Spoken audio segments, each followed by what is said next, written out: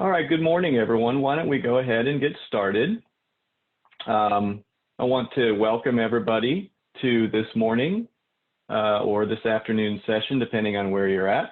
Those of you who are here on the West Coast with me here in Seattle, it's just a little bit after 10 a.m., but we know folks are joining from all over the country. So welcome to today's session. This is part of a larger series offering mental health and suicide prevention information, support, and resources in response to the global pandemic that we're all living through. My name is Eric Bruns, and I'm a professor at the University of Washington, and I'm Associate Director of the School Mental Health Assessment Research and Training Center here in Seattle. The SMART Center, as we call it, hosts the School Mental Health Supplement to the Northwest Mental Health Technology Transfer Center, or Northwest MHTTC. And so the SMART Center and the Northwest MHTTC are partnering with Forefront Suicide Prevention, the Association of Washington School Principals, today's guests, or the host of today's session, Drs Jim and Lizz Mazza, who created the DBT in Schools curriculum, Northwest Positive Behavioral Interventions and Supports Network, Sound Supports, and others to bring you this WellBeing Series, which offers a variety of virtual learning opportunities for kids, families, educators focused on mental wellness and suicide prevention. So today's 60-minute session is the second of two question and answer sessions that we've had with my colleagues and our new YouTube stars, Drs Lizz Mazza and Dr. Jim Mazza. And so we're excited to have them on for this second Q&A session that goes along with their 16-session YouTube series that they have put on related to DBT in the schools. And what I'm going to do here, I don't know if I'm supposed to, let's see, should I share the results of our polling or just keep that going, Megan? I'm just going to put that up here and advance the slide, see if that works. Okay, so sorry, I'm standing in for Kelsey Schmitz, who is our coordinator of the School Mental Health Training Supplement, so I'm not as fluent at these introductions as she is. But this slide here shows the WellBeing Series, and you can check out our website, which is listed here, and check out the other events that are planned. We've hosted most of them at this point, but if you have questions, you can reach out to our amazing program coordinator, Megan Lucy, whose email is there on the slide. So just a little bit of information about the Northwest Mental Health Technology Transfer Center. The MHTTC network is funded by SAMHSA, the Substance Abuse and Mental Health Services Administration, which is part of our federal Department of Health and Human Services.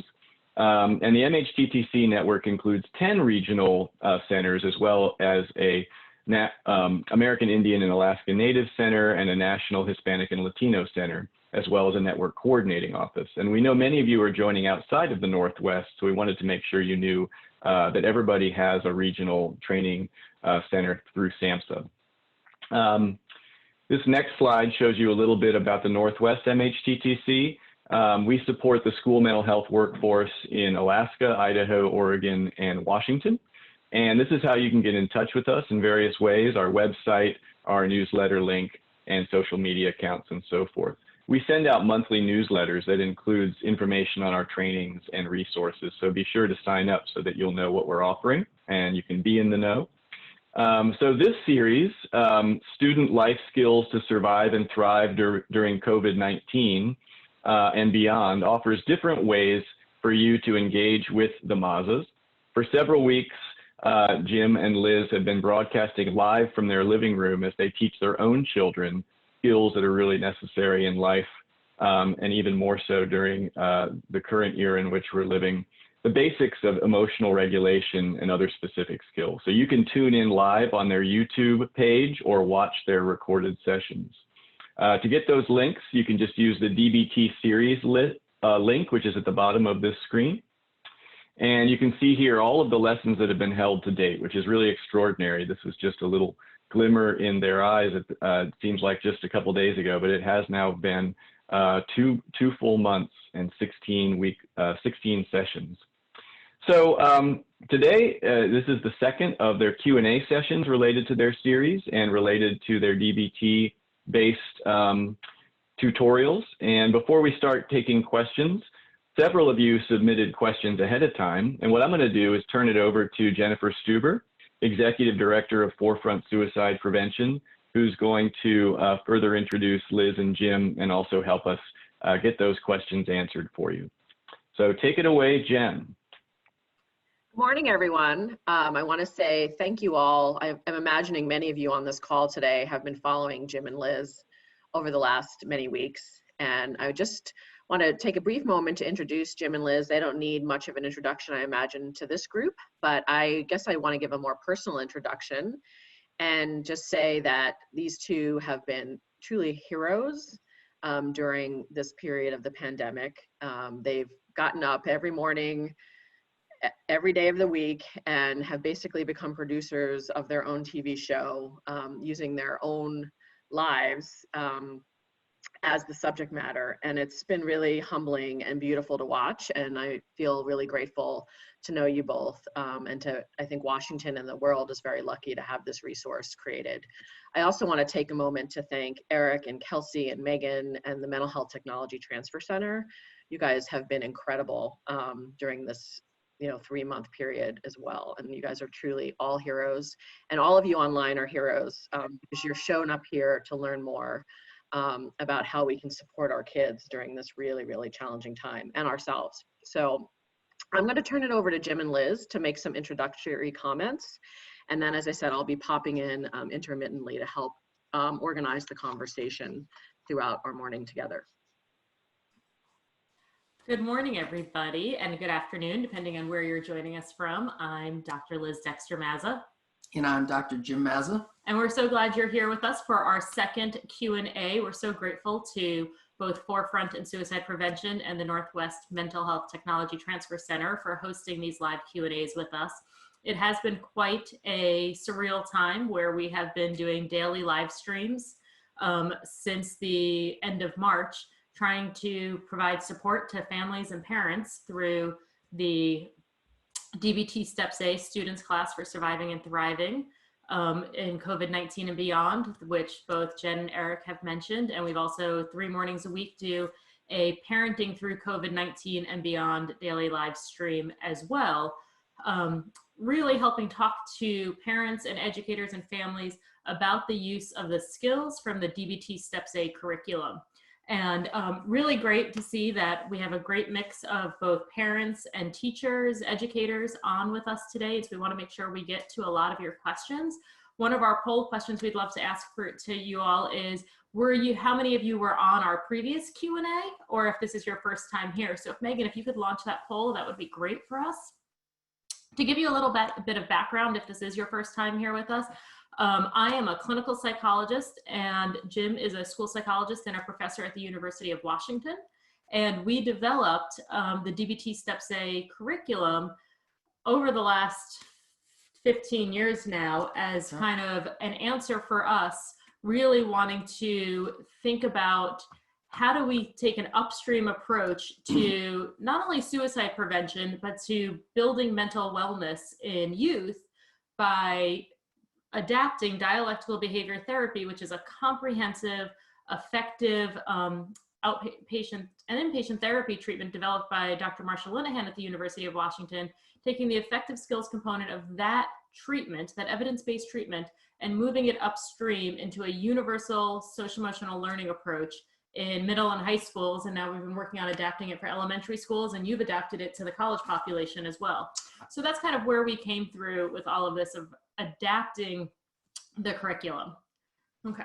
All right, nice work. Thanks. So I think one of the first things we would just want to share is that we think that this is a difficult time for everybody involved, right? Not just for our kiddos, but also for us as parents, right? And so we've been put into new roles that we didn't think that we would ever have to do, right? That we'd become an elementary and a middle school teacher, that we'd become the lunch person for our kiddos, that we'd become the janitorial staff for midday accidents or whatever else that would be, right? And so, and what's happened in doing that is that our time that we thought was dedicated to our life as our careers and our profession is now being borrowed to do some of these other things, and we start to feel inside inefficient. We start to feel ineffective. We start to feel like we're not a good parent. We start to feel like we're not a good partner. And so this whole COVID and the Black Lives Matter, the protesting things that are happening, the systemic racism has impacted all of us. And so we want to make sure that everybody knows that the skills that we're going to be talking about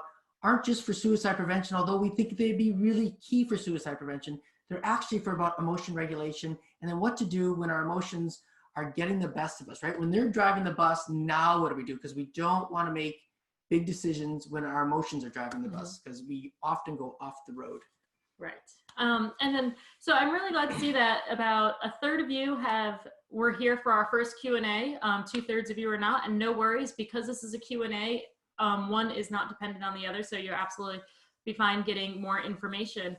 I know several people have asked, just come from the questions that they submitted beforehand, like how does this training compare to other teen mental health first aid and SOS? So maybe that's something you can start and answer. Sure.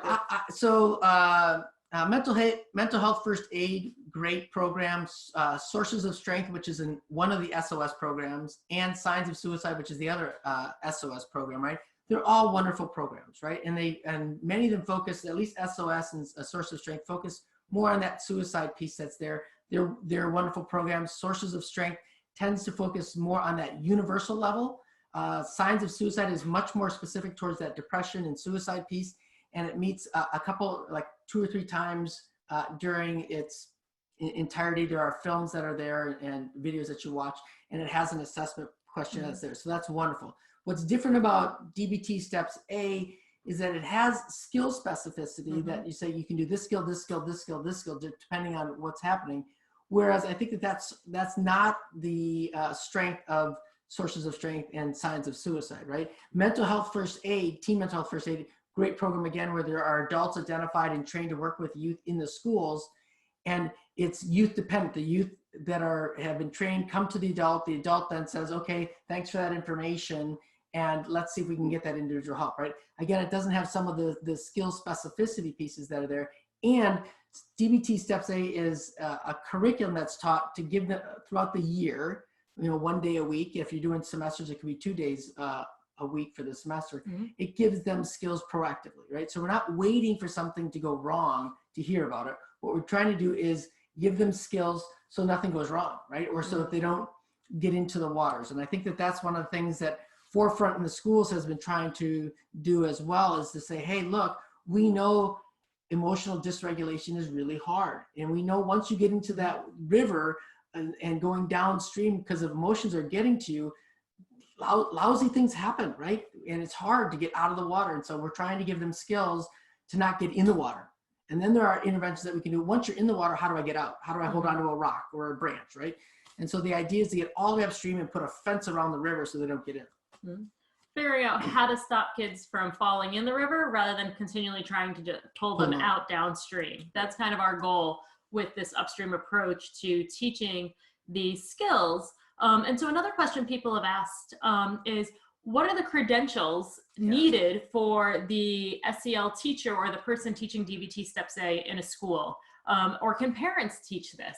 And the way we developed the curriculum is we know that the school mental health staff are already really busy and have full schedules. If they're the school psychologists are often doing lots of testing, our school counselors are doing lots of academic coaching, and their schedules are full and they don't have regular classes in the academic calendar or schedule with students. So we actually designed it in a way that school mental health staff could teach the DBT STEPS-A class, and they don't need to. It could be taught by any general education or special education or school staff person who's motivated to teach these skills to students. The lessons are written with scripts and detailed examples that we're not talking about critical mental health problems and specific difficulties that students might be having.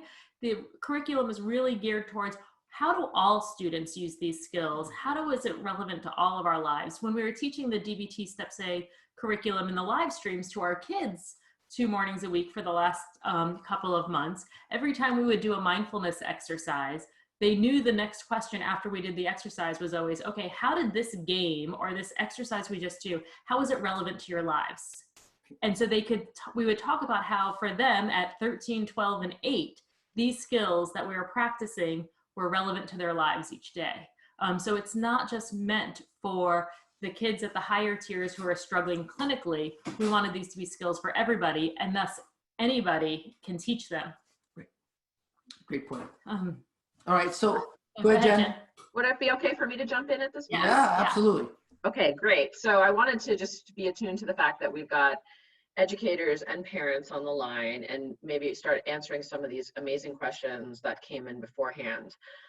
So first off, for some of the people who are really at this more at ground zero, weren't on the last call, how do you apply the DBT STEPS-A training in a school setting? And what are some of the strategies for overcoming barriers to successful implementation? All right, you want me to Go for it. I'll jump in. So I think that first, I think you have to do some homework and we have to kind of prime the system, right? We call it kind of greasing the rails so that it's a smooth transition onto those rails. Is that I think that there are inherent factors that schools have in their traditional structures that make something like DBT STEPS-A sometimes difficult to implement. And it's called the traditional schedule, that there's such a strong focus on academic achievement. And so it's more about being able to talk to the educators, the people who have the power to make the decisions to say, hey, look, we know from some of the research that if you're able to implement social emotional learning programs, not even just DBT STEPS-A, just in general, academic attainment actually goes up.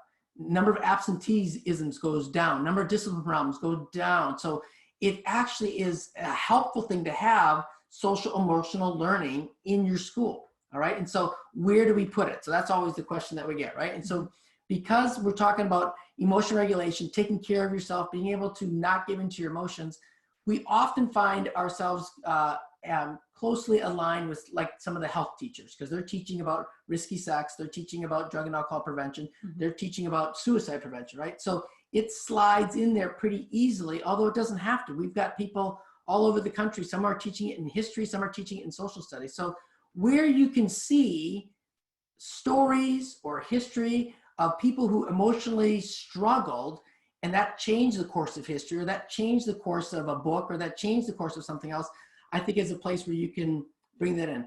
One of the major pieces though, when we do these trainings, is we'll have champions who are teachers who want this, and the principal or the superintendent says, we don't have time for it. And I think that's a big issue. So we try to ask teams to come together that have support, such as social workers, school psychologists, teachers that would actually be teaching it, and then the administrators to come on board so that there's more of a team approach. Yeah, I think getting champions on who's going to teach it, and also administrative support, whether that's administrative support for one teacher to try it out in their class by themselves, or administrative support to say, you know what, we're putting this in all classes. That's what you can do both. And so it's about getting some buy-in first and foremost from the person who's going to teach it. Great. So, and then if you're thinking about implementing DBT steps, imagine that you've conquered the fact that you've got universal implementation happening at some grade level within a school. How do you think about using DBT STEPS-A across the MTSS PBIS continuum? For those of you on the call who aren't familiar with that, that's multiple tiers of support, or positive behavioral intervention strategies. Woo! Yep. All those acronyms that we have in school psychology. And so I think it works really well. So if you have an MTSS system, we have written and developed the curriculum to be designed for universal, because we think everybody during adolescence goes through some type of drama, right? Some type of emotional experience, all right? And if you have not, as an individual listening to this, let us know, because we want that magic, whatever it was that you had, right? And so at the tier 2 level, which often I'm working more with social workers and school psychologists, we suggest that people slow down. We're much more interested in the kids learning some of the skills than trying to rush through the curriculum and have them learn half of that, right? And so we'd rather you do 50% of the skills 100% well than 100% of the skills only 50% well. Because the idea is that the curriculum is designed for students to develop their own toolbox of what works for them. And what works for Liz in emotional regulation may not work for me. And so the idea is to what works for me, so when I'm in that spot, I can draw upon it. And when Liz is in that spot, she can draw upon it. And the idea is that that teacher is the coach. And all that teacher's doing is polishing and letting them practice the skills. Because we know that just knowing the skills, knowledge gain does not equal behavior change. We know that through our drug prevention. We know that through emotional dysregulation. So we want people to be practicing those skills.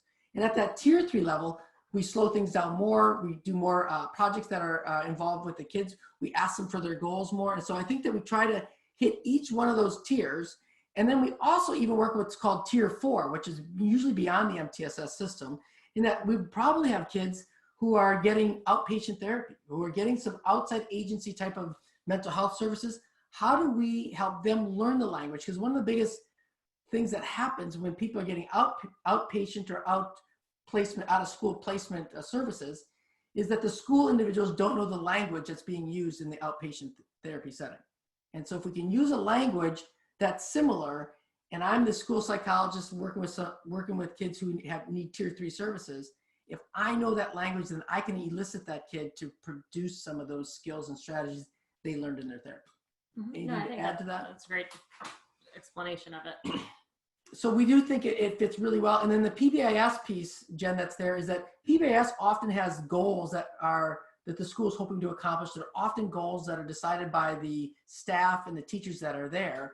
And when you have kids that are really struggling, the goal looks great. You say, well, be respectful. Well, if I'm emotionally dysregulating and the principal says, just be respectful, I'm a kid going like, how do I get there? I get it. I know what this is, but how in the hell am I supposed to get there from here to here, right? Mm-hmm.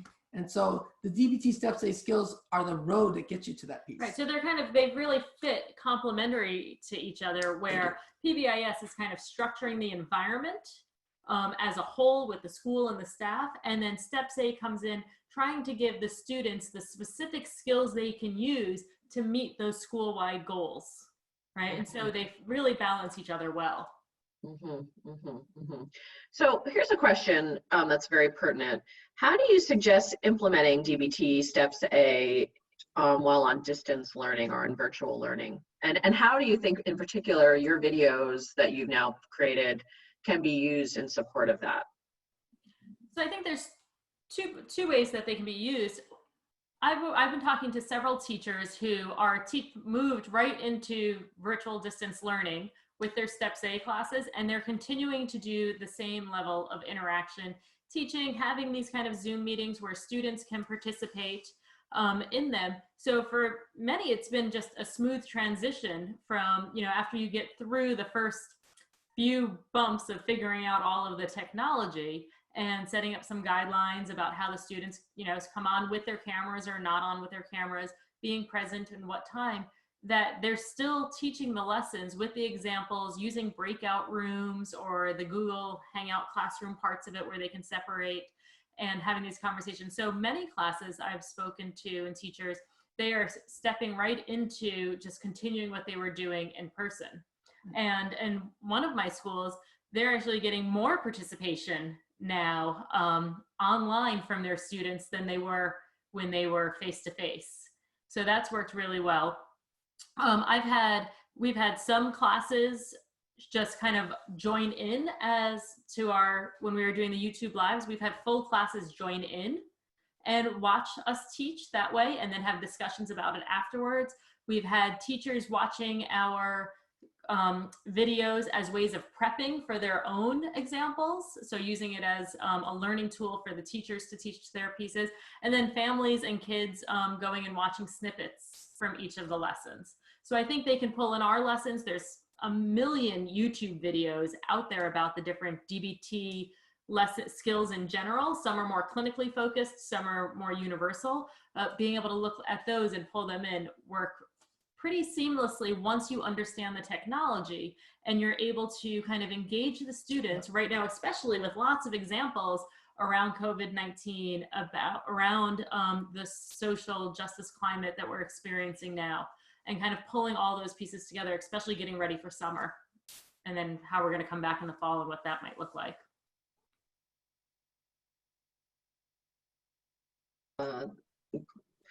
So there was a question about whether or not, particularly in the preparation for potential continued distance learning in the fall, whether or not you all are planning to do any more training of people this summer. And so I just thought I'd ask that. There's a training in the question in the Q&A box about that. Yes, we are. We're actually tomorrow starting our first live virtual training for a set of schools that we'll be doing and seeing how that goes. And because we've been getting lots of people asking this question and interested in us doing more virtual distance learning training later this summer, after we get through these first 3 days, we're looking into how to launch that. So if anybody is interested in getting training, they can subscribe to our mailing list on our website, which is dbtinschools.com, or also just send us an email if you're interested in hosting or bringing training to your specific school for all of your staff. Those are all opportunities that are available now that we've figured out how to manage all of the video, audio visual abilities and training online. That's, you know, part of our learning curve, and fortunate we learned all that from doing all these live streams. Right. So there was a question in here about how you get certified to be a teacher of DBT STEPS. And so I'm assuming that if you go through that 3-day training that you're certified, or what's your process for that? So you get a certificate of attendance. Nobody has to be certified to teach DBT STEPS-A. We've heard from a handful of teachers who pick up the manual because the lessons are written in such a detailed way that they're able to go and teach them without any training at all. And then we hear from people that they've done that and then they come to one of our trainings and it makes even more sense and they're able to be even more effective. There's not a certification process for being able to teach the curriculum. We wanted to decrease the barriers needed to get these skills into schools and for students. Right. I might segue. Do you guys want to speak a little bit more to anything on the schools and DBT use in schools, or should I transition to some of the questions for our parent audience? The only thing I would add, and I don't know if this is a parent question or not, about teaching some of these skills to younger kids. And so I'm working right now on the curriculum for our K through 2 kiddos and our 3 through 5. And I've separated those two out just because of the developmental needs that are there, right? Especially for our kindergartners. Teaching at that level is going to be a much different pace, a much different way to teach. It's going to be much more project-based type of learning as well. And so, yes, I think we can help our kids get some of these emotional regulation skills. It'll look different and feel different for them than it would be our high school. And at the same time, I'm such a big advocate for making sure that we start working on our emotional language and talking about our emotions at 4, 5, and 6 years old. Let's start building that vocabulary like we do with other kiddos as well.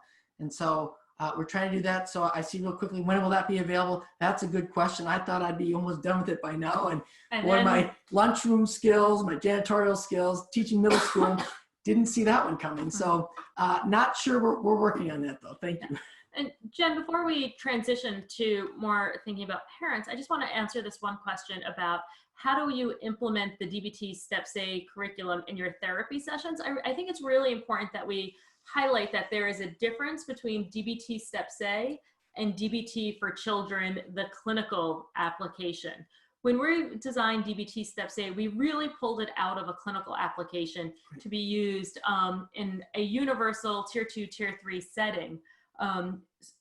Clinicians can use the manual, they do use the manual, they use the curriculum to teach for other examples, but we wanted to make sure that what was developed by Marsha Linehan as a clinical treatment is we are not doing therapy in the schools with the DBT STEPS-A curriculum. There are programs that have school-based mental health programs that do provide clinical school-based DBT treatment in schools, and that is different from DBT STEPS-A. Yeah. We are teaching the skills as a part of building mental wellness and resilience. Yeah, and that was purposeful because we wanted every kid to be able to have this. We just think that everyone could use some skills in their emotional difficulties that they're going to have growing up. And so we want everybody to have it.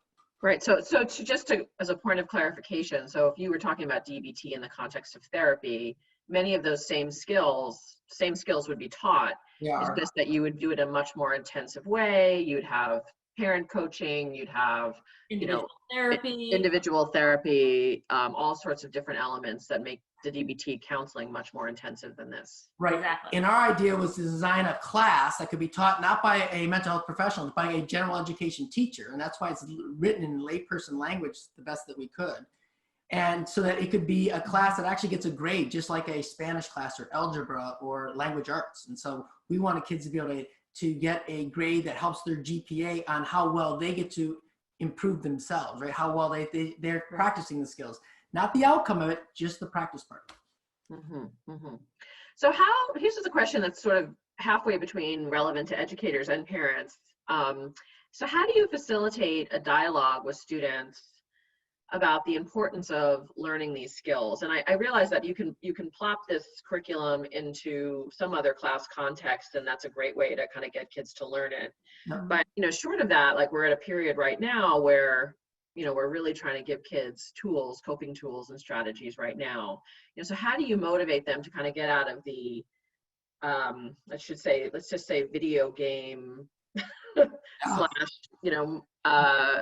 just disengagement that's happening with our kids today? How do you motivate them to get motivated to learn a little bit about these coping strategies? I think the key is that we've found is starting early in the curriculum in the first few weeks that when we're talking about rationale and goal setting, we're really getting our students to see how this is relevant to their lives and what are their goals, like what are their whys and what are the things that they want to accomplish, and then weaving in how these skills are relevant to them meeting some of their own personal goals, whether it's to be a gamer or to be more effective at school, to have more friends, to get their parents off their back. We're trying to kind of focus all of it on how are these skills relevant to you and how are they relevant to everybody on the football field, on the basketball court, at the debate match. All those pieces, we're pulling it in and how it's relevant to each of the students and why these skills are going to be useful to them. And that's part of where we're starting it. And the other part is having schools really start talking about how they want to shift the culture of the school to be more supportive, non-judgmental, and that school is not about only academics. And we care about more than just your academic results, but how you succeed as a whole person. I think it's a tough shift, Jen, especially now with online school, because now our kids are in front of a screen from 9 in the morning until 3 o'clock, right? And then they're in these teams or in these chat groups that they're talking about school, and they also talk about other things. So they've learned how to get their peer support from the screens, and we're going like, no, we don't want to be doing that, right? Wait a minute, peer support, right? And so how do we do that while at the same time saying, no, you can't go over to somebody else's house, right? And so we've had to be very strategic in trying to say, okay, let's do social distance bike rides with somebody. Let's go for a family walk. And so in our kids, we've been able to point out to them that they've been very moody. When we ask them to get off of a video game, they're pretty moody at that point. And we're like, let's point this out, right? It's not that we want to get rid of all those video games. We don't. What we want to do is say, hey, there's a time and a place for that, and there needs to be a balance. So now let's go outside. Let's do something different. And they invariably, within the first 10 minutes of being outside, they feel better about just doing something that's away from that screen. And so we don't take it completely away. We just say, there's a time and a place. And right now it's sunny out, it's Seattle, and it's not raining. We're going to go outside, right? And so we try to balance it that way. And then we give them compliments for coming out, appreciating the help that they're doing. And so I think it has to almost be structured, that you have plans away from it, which was really different because it used to be structured that we had time for the screens. Now we have to have structured time away from the screens. Can you speak a little bit to, I have a couple of questions here about when will DBT skills be required for schools and also in prison systems, which I think these are some fantastic ideas, but can you speak a little bit to kind of where we're at as a state in terms of thinking about these issues of social and emotional learning and their importance relative to academic learning? Well, I'm trying to whisper really loudly in a colleague's ear over at social work who's got some really good advocacy skills to get these into schools, and she's been helping me with that as well. So I'm talking about Dr. Jen Stuber, right? And so we know that these are going to be really important, right? And it's not only just for self-harming and suicidal behavior, it's for all those things. We want kids to stay in school. So making required classes, though, is has some barriers to it, right? And it has systematic barriers to it. And so even if it sounds great, how do we go about doing that? And then we have to address some of the needs of the other side, saying, hey, you want me to make sure my kids are passing the state standards, and yet you're telling me I have to teach this class. And so how do we work together as a group to help students obtain their educational attainment while also learning some of these what we call lifelong skills? And so that's I was also saying, like, it's an advocacy place. There are some schools out there across the country that have a high focus and mission around social emotional wellness and have built social emotional curriculums into their programs. I think there are a lot of schools who also simultaneously are still very academic focused with sprinkling in some social emotional learning, 3 or 4 classes a year here and there, and they're still trying to figure out the transition. I think it's got to be a collaborative approach from statewide standards to parent advocacy and teacher advocacy within administrations. And sometimes you have to go to the district level depending on what region you're in, or by school level. So I think that's the problem across the country, is that there's so many different school setups. Like in New York, every town is its own district, versus you have here in Seattle, the entire city is one district with 70,000 students. And so there's different approaches to each school and implementation. I think you have to find champions. You have first find champions at the grassroots. Maybe that's probably us at this point, right? Find champions in the school who want to do this and will find a way to get past some of those barriers in their own school. A champion that maybe is at the district level that says, we need this not only in school 27, but we need it for 67, 87, and actually all of our other schools. And then champions at that state level who are House of Representatives or senators, right? Because they are the ones that have some of this say and know how to advocate for laws and for policies that do that. And we're fortunate in Washington State, we've got several that are really on board with trying to do social emotional learning and help with suicide prevention. Yeah, and I'll just say one more quick thing before we go to the next question is, and I think right now, in this moment, schools and families are getting primed for wanting social emotional learning come in the fall. Whether we go back in person in a hybrid model, continued distance learning, we're all experiencing a collective trauma right now. And there is going to be a high level of anxiety and emotion dysregulation coming back into schools in the fall, no matter what that looks like. Right. So we're at a moment in time where schools are more primed to be thinking about it, and then having advocates within their communities of speaking about that and pushing to have some kind of social emotional learning curriculum built in starting on day 1 in the fall is going to be really important. Yep. Totally agree. I also want to say too that, and one of the questions that in the Q&A box there is that, is it culturally sensitive? Yes and no. Here's why. We wrote a book we started 16 years ago now, or 15 years ago, right? And we tried to write it from as much of a cultural lens as we could have. And it's for the two of us, right? So we have middle school examples and high school examples, right? We kind of make the cutoff roughly at middle school. It can be taught down to 4th graders and 5th graders with some kind of adaptations, right? Mm-hmm. What we need though is that from our lens, we don't know what it's like to be in inner city LA, inner city New York, inner city DC, right? We need those champions who are in the schools to take in the lessons and say, here's what words would work best for my kids. Here's how I need to teacherize it so it's now more comprehensible. It's more attainable for my students. It'll have better traction. So when we do our trainings, we advocate that you teacherize it, put it into what will work for your students. And so we want people who have a better cultural sensitivity lens than maybe we do for their group. In the application, the skills I think are neutral. Correct. And that's about application, because what examples work for our kids in Staten Island or DC are very different examples for our kids in rural Wisconsin and Arizona. Right. And that's where the teachers become such a key component of the application piece with their students. Right. So how about we transition to a couple of questions that came in from parents. So can parents be trained to implement DBT STEPS-A? And is there a parenting manual? And I know you all have been doing these incredible sessions, 3 times a week. God love you. But how would you answer that question? So is there a specific published parenting manual for DBT STEPS-A? The answer to that is no. We're in the process of, we're writing a parenting book that incorporates all of the DBT STEPS-A skills into it. Will that be out within the next year? Likely not, as we're trying to do all of these pieces. But here's what I think. For parents, it's why we started the Parenting Through COVID-19 live streams, where we're talking about the skills. I think a parent, just like a teacher, can pick up the DBT STEPS-A manual, read the lessons, use the handouts, and have conversations with their families about them. I also think you can watch our parenting live streams, where we are talking 3 mornings a week about how to use these skills in our everyday lives. And going through a lot of our previous ones in April and May, we were teaching skills every morning and going through them. Now we're talking about a lot of applications. So there's opportunities as a parent to learn the skills and apply them. Mm-hmm.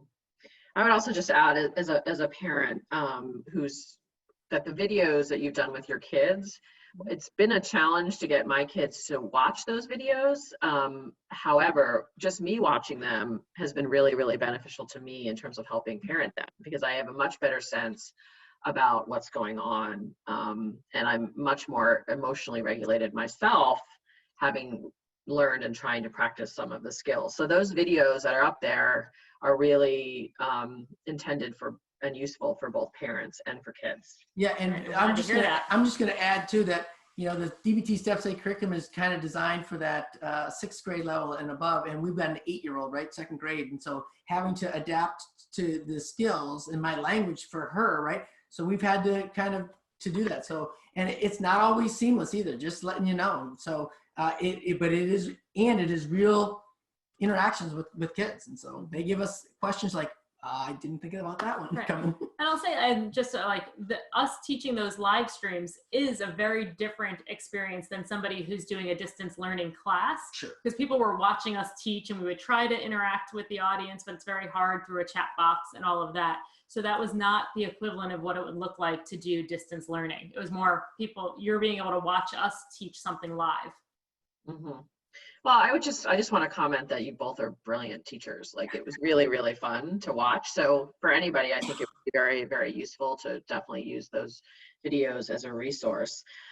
So I just also want to be attuned to the fact that like 2/3 of our audience wasn't on the first Q&A. And so I think what might be helpful at this point is to just provide folks with a bit of an overview of what you're doing in terms of DBT STEPS-A and the framework that you all have for it, because I think sometimes people are really afraid of the term DBT. They have no idea what the heck you're talking about. And so I think just helping people understand the very basic level, not professor speak, what is DBT STEPS-A and why does it matter for every single student? Don't you shut me down, go ahead. That means I get to talk, which is sometimes you're better at non-professor speak than I am. So DBT STEPS-A stands for Skills Training and Emotional Problem Solving for Adolescents. It is a 30-lesson curriculum that teaches concrete cognitive behavioral skills, foundational skills for emotional wellness and resilience. We teach skills from mindfulness, which is really teaching how can you be present in the moment and non-judgmentally. How do you get yourself to focus and put your attention where you need it to be? I know for our kids, that is one of the foundational skills we've had them really practicing and learning, not just in these last couple months, but in general, of how do you put your attention where you need it to be when it's supposed to be somewhere? And I think those are sets of foundational skills that are very different from when we talk about or hear mindfulness. I've worked in a lot of schools and a lot of people, they're like, oh, you're going to teach us mindfulness, so now you're just going to do this. Right? Like that's what they think mindfulness is, where mindfulness really is about putting your attention here in this moment, and you may not always be relaxed or calm from doing it. And also kind of being aware of your internal kind of temperature status on how your emotions are and being more in touch with yourself. So that's part of the skills that we teach. We teach behavior regulation skills. How do you manage impulsive urges? We teach emotion regulation skills on how do you identify and label what your emotion is and why you have it.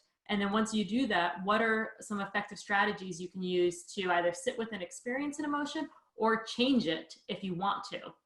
And then the last set of skills we teach are interpersonal relationship skills about how to build and maintain relationships, how to ask for things more effectively when you want them, how to say no to things more effectively, how to maintain your self-respect during it.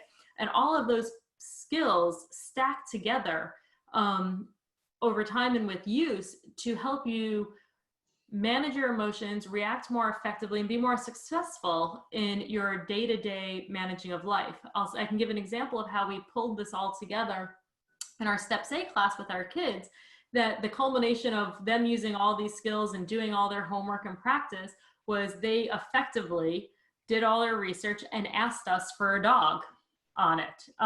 And they worked on that over multiple classes of putting that together, so that in the last class they effectively asked us for one, and we decided to change our entire lives around even more than we already have and to get them a dog.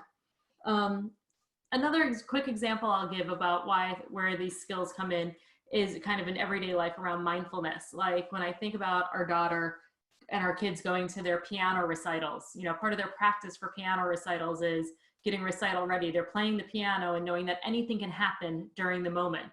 You know, your music could fall, somebody could ring the doorbell, you could hit the wrong key. How do you keep going, right? Their mindfulness skills are all about helping them focus that no matter what happens around them, they're keeping their attention where it needs to be, and they're going to keep going without getting emotionally dysregulated to a place where they get interrupted. So those are where the skills really come in to teach all of that. Great. So one place that I think we are different than SOS again, teen mental health first aid, ruler is that during that time when your kiddo or your student has emotional dysregulation, they are now way up in their emotional thermometer.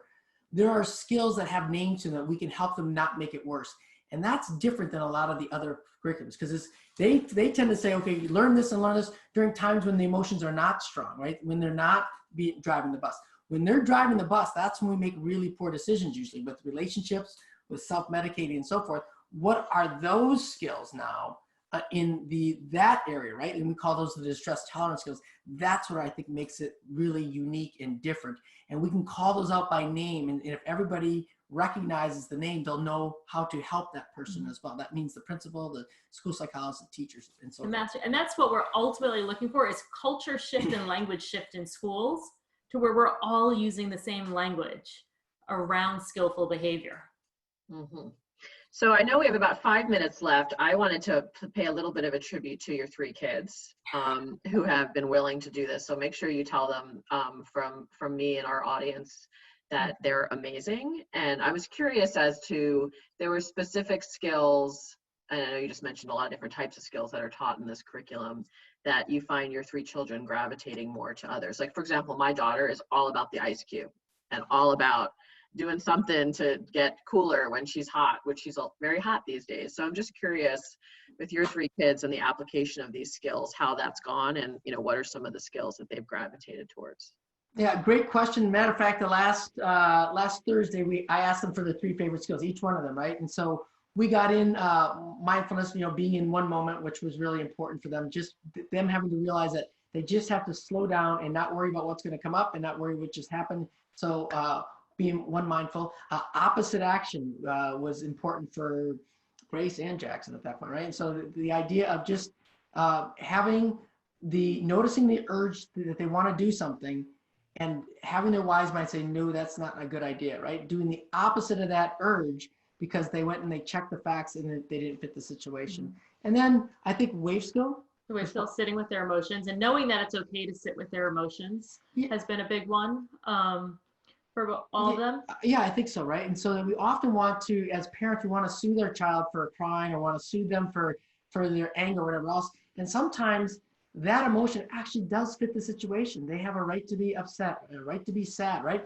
And just let them have it. Be there to be to kind of support them, and that's the right emotion to have, right? What you don't want them to do is throw something through the window or punch somebody or whatever else. And so that's where the distress tolerance skills would come in, right? And that's the skills. I'll say I just got an email from a high school teacher yesterday who was telling me that her kids were so grateful that they've learned these skills, that check the facts and radical acceptance, especially during this time of COVID, and quarantine has been the most useful skills for them to really accept the reality of where our country is right now, as giving them the ability to then problem solve effectively to get their needs met has been another one. Mm-hmm.